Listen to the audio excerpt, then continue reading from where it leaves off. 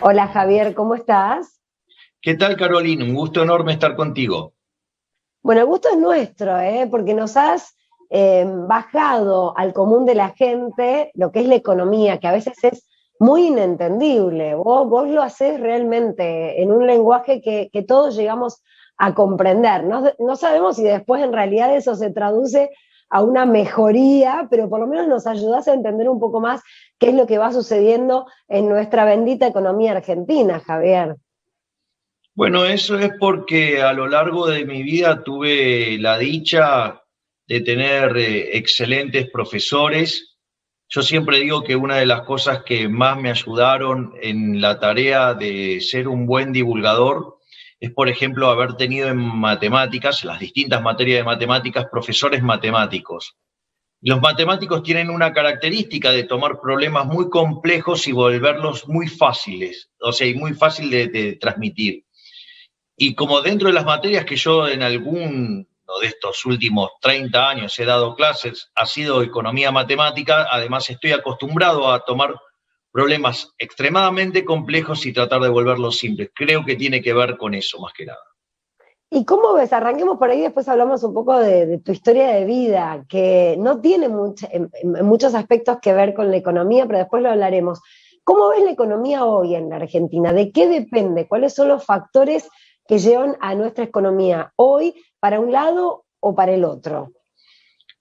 Bueno, son dos cosas distintas. Digamos, lo que está llevando a la Argentina a la decadencia, básicamente, es haber empezado a abrazar las ideas socialistas hace un poquito más de 100 años, y Argentina, de ser el país más rico del mundo, entró, digamos, en la crisis de la pandemia en el ranking mundial de PIB per cápita 70 y hoy está 120. Es decir, Argentina, digamos, ha sufrido una catástrofe. Eso es lo que hay que tener en cuenta.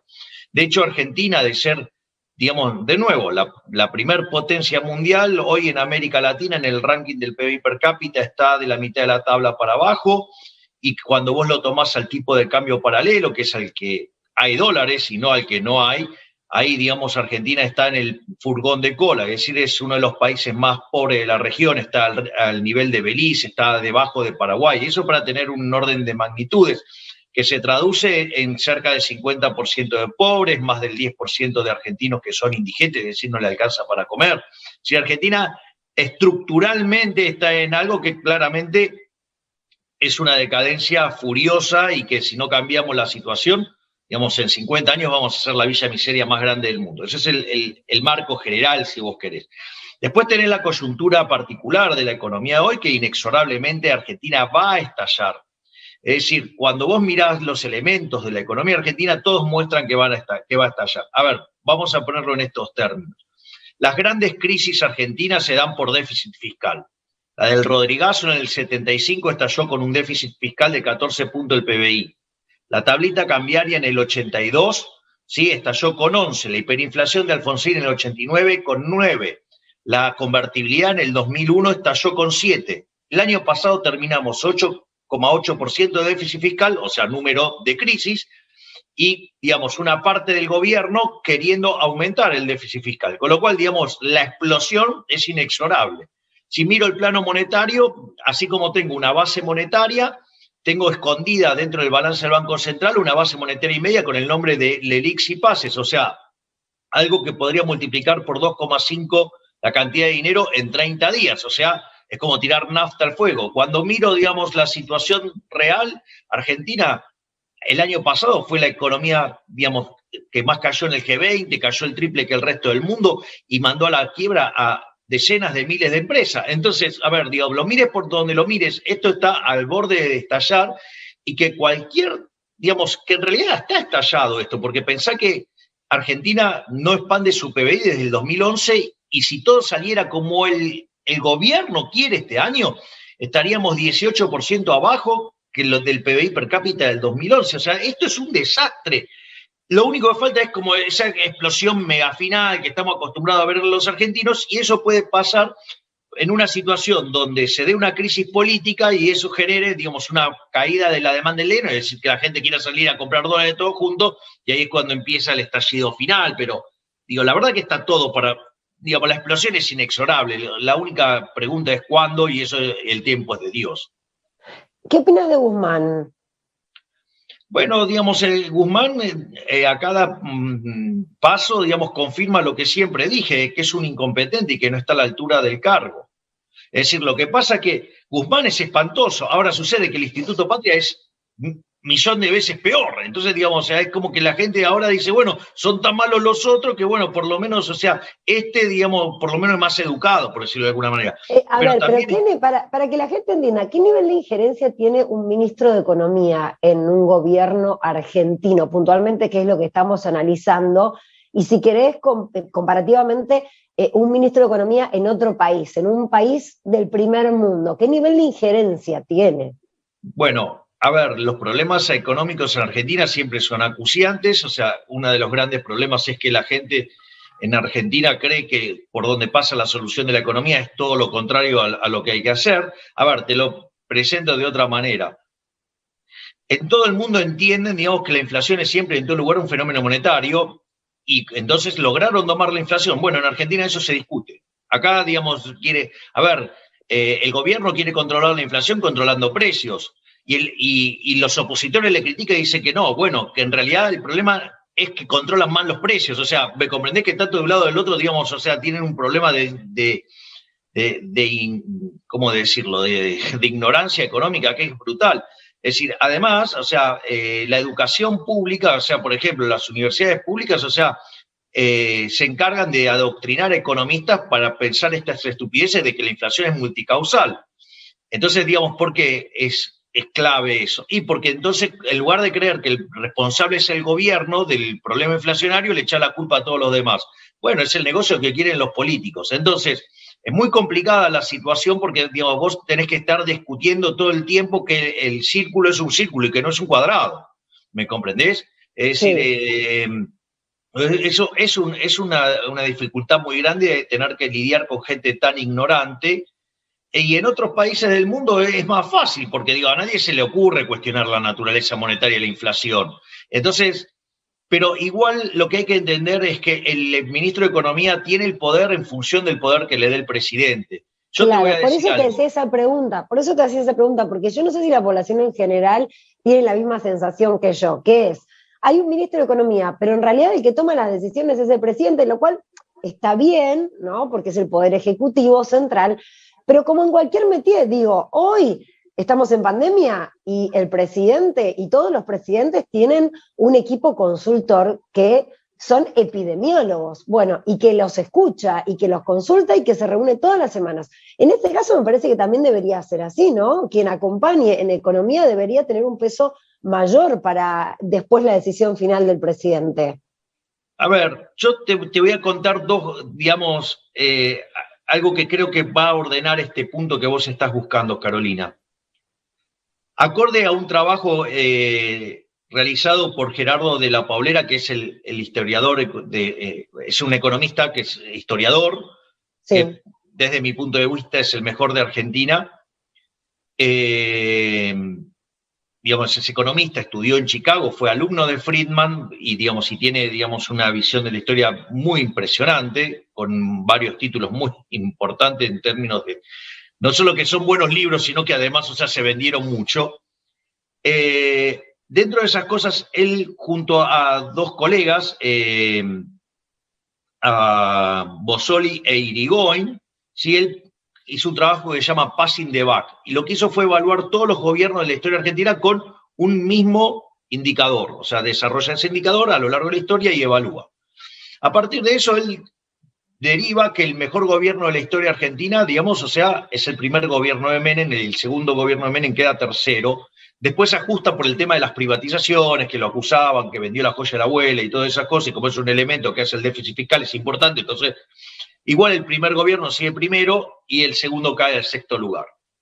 De hecho, si vos te fijas, el primer gobierno de Menem arranca mal, porque, digamos, o sea, arranca con el plan Bungibón, digamos, con Roy, que se muere a los 7 días, con Rapanelli, que después termina mal, después viene Hernán González, también termina mal, hasta que después en el 91 aparece Cavallo, implementa la convertibilidad, y a partir de ahí es donde, digamos, o sea, empiezan las reformas y es lo que termina siendo, del primer gobierno de Menem el mejor gobierno de la historia, o sea, los segundos 4 años, por decir. Los últimos 4 años del primer gobierno, por decirlo de alguna manera. Sí. Eso, digamos, entonces cuando vos eso lo incorporás, o sea, te queda claro que el mejor ministro de Economía de la historia fue Domingo Cavallo, en el primer gobierno de Menem. Ahora vos fíjate, todo lo genial que pudo haber generado, digamos, Domingo Felipe Cavallo, en el primer gobierno de Menem, que termina haciendo que ese gobierno sea el mejor gobierno de la historia, ese mismo ministro de Economía, con el inútil de la Rúa, terminó en el corralito, el corralón, Alcatraz y digamos, todo el desastre que fue la crisis del 2001. Es decir, yo entiendo que a los economistas les guste sentirse todopoderosos, pero ¿sabes qué? Si vos no tenés el respaldo político, no podés hacer nada. Quiero ir más atrás en el tiempo, porque quiero hablar un poquito de tu perfil y de esa pasión que imprimís en la economía, que la tuviste desde muy chiquitito con un papá y una mamá que no se dedicaban a eso. ¿De dónde salió esa pasión por la economía? Cuando tenías 10, 11 años dijiste, yo voy a ser economista.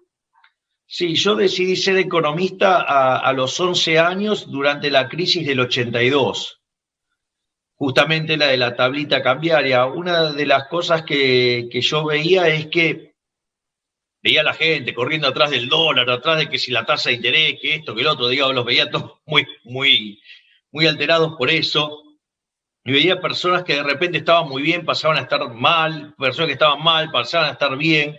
Entonces decía, me parece que acá la cosa pasa por entender cómo funciona esto.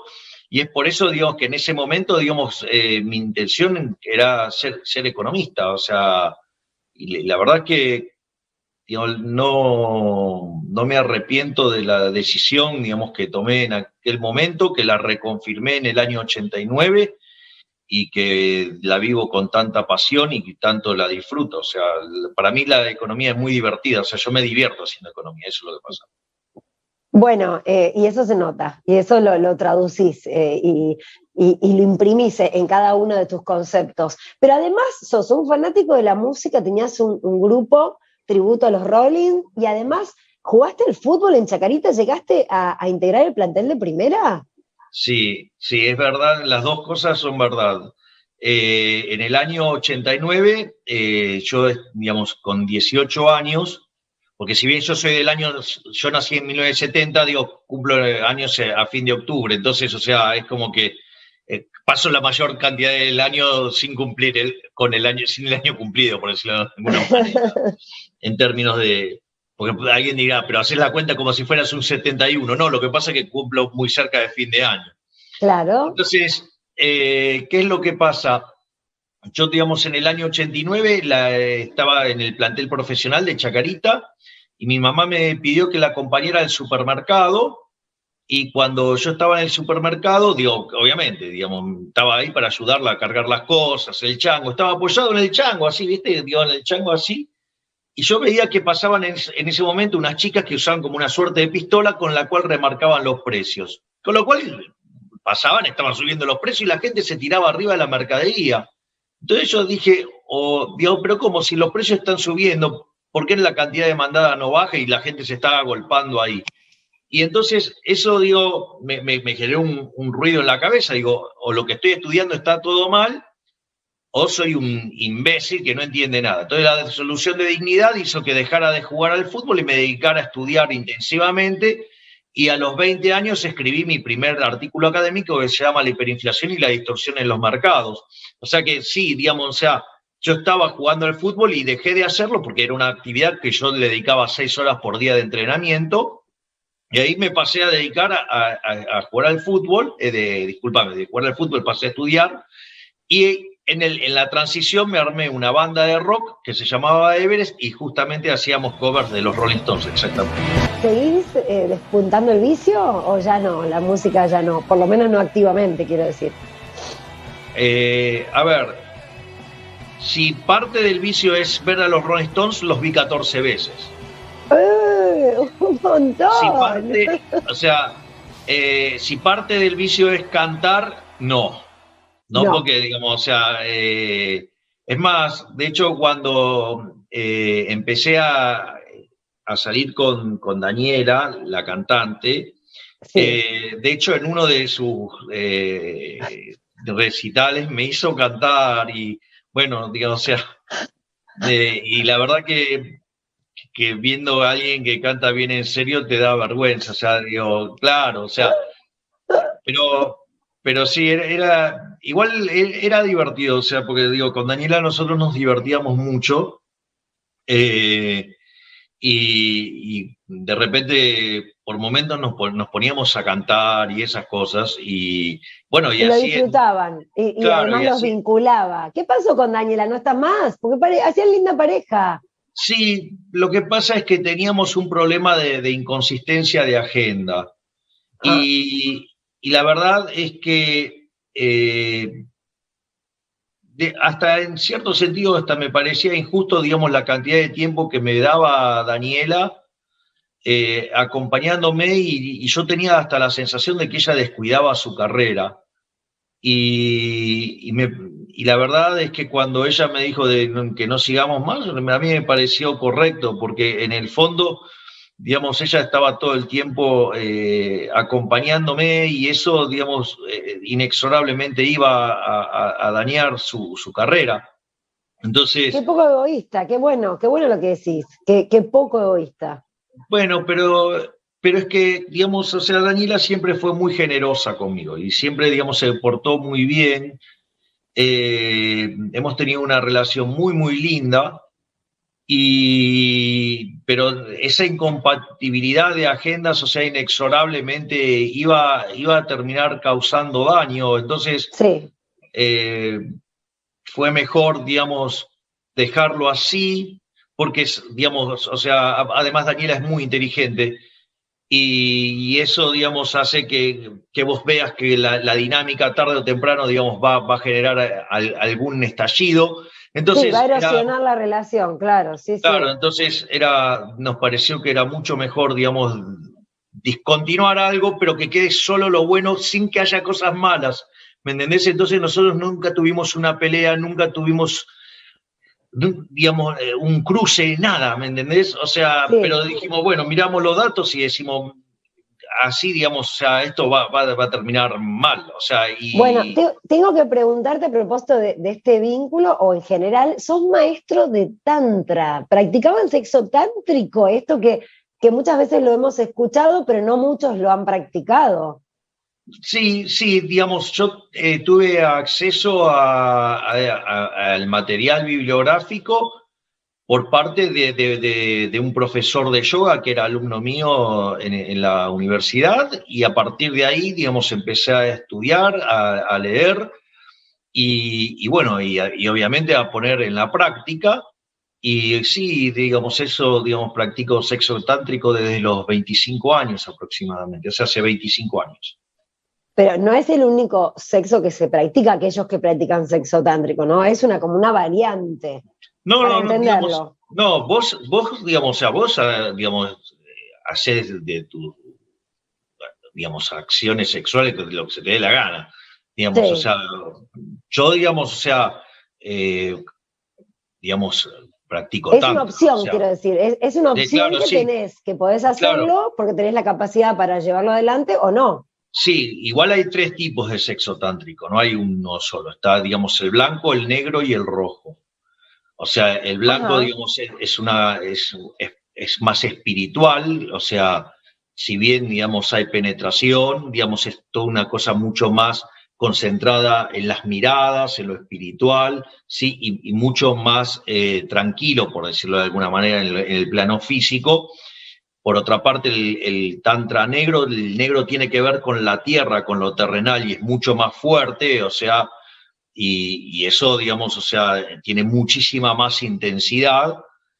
Y, digamos, y después está el tantra rojo, que, digamos, o sea, yo no recomiendo practicarlo, pero eso es otro. O Bien. sea, Bueno, visualmente es sí, como el negro, pero los motivos por los que vos entrás o cómo entrás en la relación, digamos, al vínculo son distintos. O sea, porque vos en el bien. fondo, digamos, o sea, digo, por algún sentido, digamos, querés hacer tantra, digamos, o sea, el tantra desde mi punto de vista es lo más liberal que existe en el mundo, porque ¿qué es el liberalismo?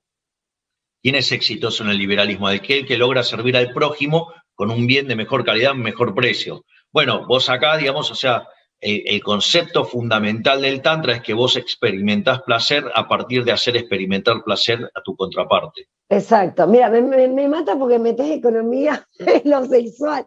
Está como en todo.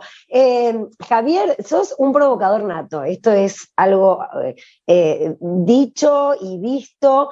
Sos alguien rupturista desde todo punto de vista. ¿El look entraría también dentro de esto? Porque hasta Mirta Legrand te ha preguntado, ¿por qué tenés el peinado así? Viste, Mirta está despojada de todo y ella pregunta lo que quiere. Y vos le respondiste inclusive ese día. Sí, básicamente lo que yo hago es cuando a la mañana me baño, me seco el pelo fuerte con la toalla y después de eso, cuando salgo a la calle, bajo los vidrios del auto y dejo mi peinado en las manos de Olo. Son muy graciosos, Javier, son muy graciosos, es muy bueno, es muy bueno. A mí me gustaría, ya tenemos que despedirnos, me dicen, ay Dios, cómo pasa el tiempo, volando. Me gustaría que nos des algunas recomendaciones al común de la gente, qué hacer hoy con el poco dinero que llega uno a fin de mes, que le podemos llamar, entre comillas, ahorro, que es como un lujo, ¿no? Aquel que tiene un poquito de ahorro. Lo que les recomendaría es que jamás inviertan sus ahorros en títulos emitidos por el gobierno argentino, ya sea bonos argentinos o pesos, digamos, emitidos por el gobierno argentino. Es decir, siempre, digamos, que no inviertan en algo que ha hecho un político argentino, porque en realidad, digamos, ni los bonos argentinos ni el peso tienen valor. ¿Y qué opinas de estas monedas virtuales? Bueno, digamos, las monedas virtuales es el retorno a lo que fue originalmente el dinero, un invento del sector privado. O sea, que después los gobiernos se lo apropiaron y lo utilizaron para estafar a la gente. Por lo tanto, digamos, me parece una alternativa muy interesante. El problema es que los gobiernos se van a resistir a perder la estafa que es el impuesto inflacionario. ¿Cómo te gustaría ver a nuestro país? Que vuelva a ser una potencia mundial como lo fue a fines del siglo XIX. ¿Te acordás cuando decían el granero del mundo?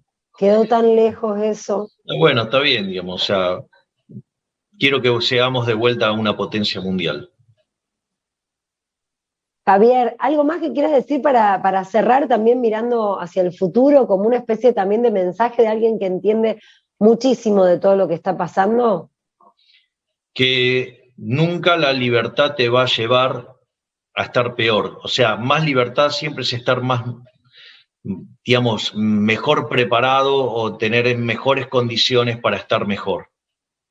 Es decir, es increíble, digamos, pero la gente cree en la libertad de culto, la libertad de sexo, la libertad de estudiar, la libertad, digamos, de prensa, lo que quiera, pero es increíble que rechaza abrazar la libertad económica. Y nunca, digamos, más libertad genera perjuicios, más libertad genera más prosperidad. Por lo tanto, lo que yo les sugiero es volver a abrazar las ideas de la libertad como lo hizo Argentina en